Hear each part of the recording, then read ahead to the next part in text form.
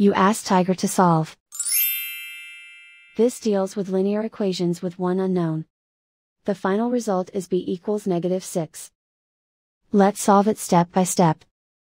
Group all constants on the right side of the equation. Subtract 13 from both sides.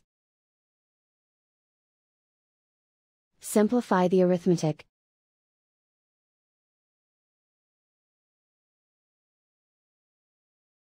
Isolate the b. Multiply both sides by 3. Group like terms. Multiply the coefficients. Simplify the fraction. Simplify the arithmetic. And so the final result is b equals -6.